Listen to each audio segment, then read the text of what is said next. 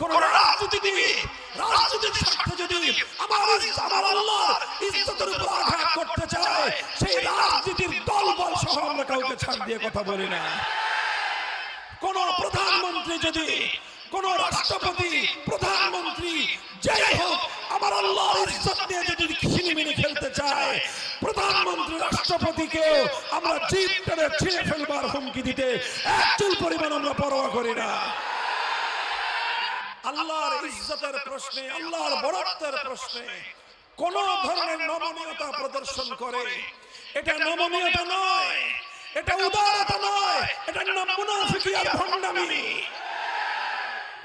আল্লাহর উপর অবিচল আস্থা এবং বিশ্বাসের কথা বলে যারা দেশের মানুষের আস্থা কুড়িয়েছিলেন, আপনি এখন সেই দলের নেতা হয়ে আপনি একটা আবুলের জন্য, তার জন্য মায়া কান্না কাঁদেন।